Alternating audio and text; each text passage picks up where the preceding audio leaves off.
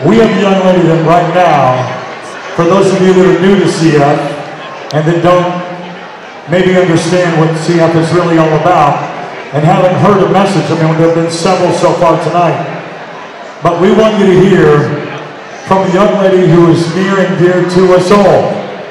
Will you please make welcome the incomparable Shelby Klug. Come on, Shelby.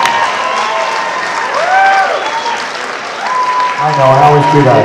It's Klug. The amazing Shelby Klug. I am so sorry to break up the party. Hello and welcome to the 8th annual Pipeline to a Cure. I feel so honored to be here and share with you my story today.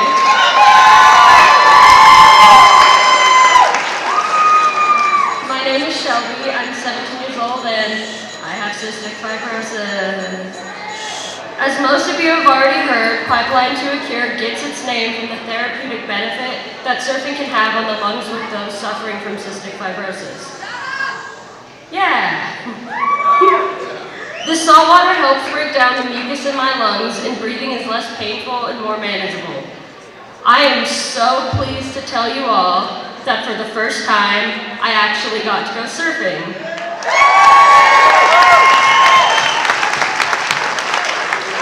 You're clapping now, but wait till you hear what happened. So I paddle out into the ocean, wind blowing in my hair. I looked just like a total beach babe, and I felt great. Then out of the corner of my eye, I see it. The wave. And this was it. This was my moment. The HBO hallmark moment that I have heard so many people talk about. I ended up standing for 2 seconds, then slipping and falling face first onto the board, sliding off the board, and then being crushed by a series of several waves. Oh, it gets better, it gets better. I then popped up out of the water, and my best friend informed me that I had slammed my face so hard against the board that I had a bloody nose. And despite the pain and the blurry vision, I noticed that, hey, I could breathe a little easier. So if that's not the definition of therapeutic, then I don't know what is.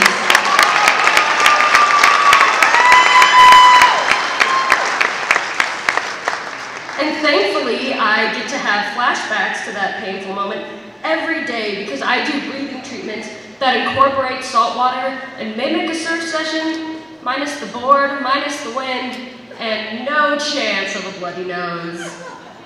I do hours of breathing treatments a day and take a handful of pills just to maintain my health. When I actually get sick, I am on antibiotics and I'm in the hospital. I'm actually really surprised and particularly grateful to be standing on stage tonight because just a couple weeks ago, I was in the hospital. I was given a PICC line which acts as a long-term IV and allows medication to go directly to my lungs. I was placed on a series of several antibiotics to help the inflammation in my lungs go down, and also a series of intense steroids. Growing up with CF has been a journey that not many people get to experience. Cystic fibrosis doesn't allow me to absorb the calories that my body needs. I was very underweight as a child, so underweight that I eventually had to get a feeding tube at the age of 10. The feeding tube allowed me to gain weight and I became stronger. I was really grateful for the feeding tube. It was no bigger than the size of my thumb and it gave me the nutrients that I needed to grow. However, at times, the feeding tube did not always benefit me. I remember I was 13 and my babysitter took me to the water park for a day of fun and I went down a pitch black water slide and when I came out, I knew something was wrong. My feeding tube had come out on the way down, and I realized that it had now floated to the bottom of a 20-foot pool. As soon as my babysitter found out, she marches me up to the lifeguard to inform him that at the bottom of his pool was my feeding tube. However, when I opened my mouth to speak, no words came out. Calling this lifeguard attractive was an understatement. I'm talking the Brad Pitt of lifeguards here, so. My day of fun quickly turned into a day of embarrassment as I mumbled on about my feeding tube, his pool, and he quickly roped off the water slide like some sort of CSI investigation. I must admit though that having cystic fibrosis does have its perks. Because my body can't absorb the calories it needs, I eat whatever I want. A regular meal for me consists of a double hamburger from In-N-Out. I'm not even close to being done here. French fries, a milkshake. I'll eat all of that on the car ride home, and then when I get home, I go and pillage through the refrigerator. Shelby! Shelby! Hit 35. Oh, I will. Tell me that again. I always wondered when I was little what I would do if a boy took me out to dinner. And when I started high school, guys, surprisingly it happened. So we go to the restaurant and I sit down, and of course I'm just popping pills. And when I finish taking all 20 of my pills, the boy gives me the weirdest look and goes, "What was that?" And I replied, "Oh, you know, zithromycin, Phyton, lansoprazole, the usual stuff." I then got the weirdest look I've ever seen in my life, and then it came time to order dinner. He wanted me to get the salad. He asked me to get the salad. I do not get salad, no. I realized that explaining to him that I had cystic fibrosis probably wouldn't have been a good icebreaker. I have 3 dogs. I like long walks on the beach. Oh yeah, and I have this genetic disease called cystic fibrosis. It just doesn't work. I realize now that for most people, cystic fibrosis is a hard concept to grasp. On the outside, to everyone else, I look fine, but on the inside, my lungs are slowly deteriorating. The only glimpse that people really get into my disease is my chronic cough.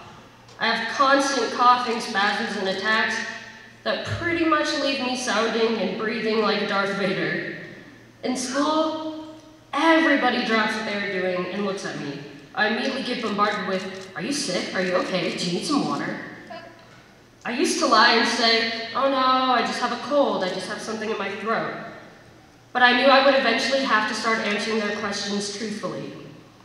After a huge coughing spell, a kid in my class asked, "Are you okay?" I simply replied, "Yeah, this happens all the time. I have cystic fibrosis." He smiled nicely and said, "Oh cool, that's a type of asthma, right? Sounds like you just need a drink of water and to take a deep breath." I instinctively start reciting the Wikipedia definition of cystic fibrosis in my head, and just when I'm ready to drop an atomic bomb of knowledge on this kid, I stop.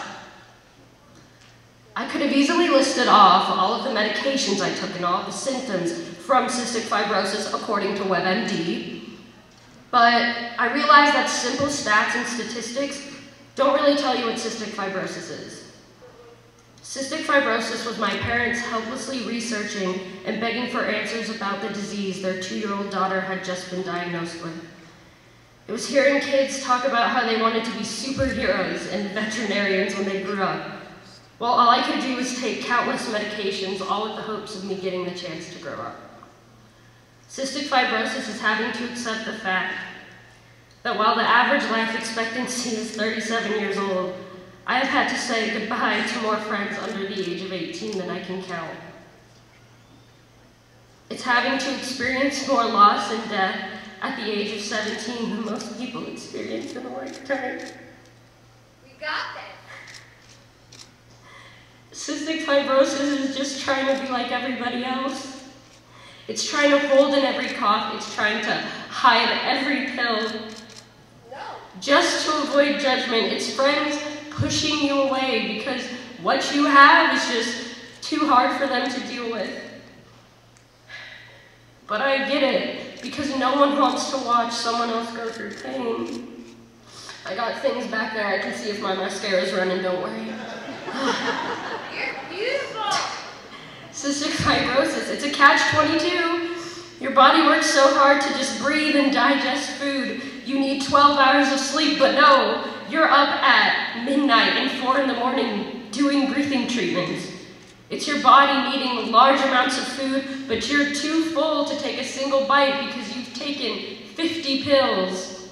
Cystic fibrosis is a maze. You're feeling great, doing fine, thinking you're taking all the right turns, but still somehow hitting dead ends. It's hearing people complain about the Mondays when you're just thankful for every Monday you get. Amen. But cystic fibrosis is also having to hear your doctor say that we're running out of options. Cystic fibrosis is constant pills, breathing treatments, needles, doctor's appointments, hospital visits, tears, heartaches, goodbyes. It's pain, and it hurts. But there are two sides to every coin. It's waking up at 4 in the morning to that stupid alarm clock, but being thankful you have the chance to get up. It's the constant love and support from my mom and dad, and my mom's probably crying right now. But it's from my parents who have to double as nurses and caretakers when I'm sick. It's never taking a single moment for granted because you know how quickly it can be stripped away. It's your best friend eating an entire pizza with you while you're in the hospital because you don't want to be alone. It's realizing that you don't have to change for other people to accept you. Cystic fibrosis is knowing the difference between living and merely existing. Cystic fibrosis is everyone here tonight in the fight for a cure. Because a cure is not something that we can just wish for. It's something we have to fight for. And researchers are closer than they have ever been to finding a cure. New drugs and medications are being approved by the FDA that are enhancing the lives for people like me with cystic fibrosis. This progress could not have been made without the generous support of all of you here tonight. So when I say thank you, I really mean it from the bottom of my heart. Thank you for fighting this disease with me. I look forward to the day that we can all come together and celebrate a cure. Ladies and gentlemen, that will be one heck of a party. Noelle's gonna be there, so you know.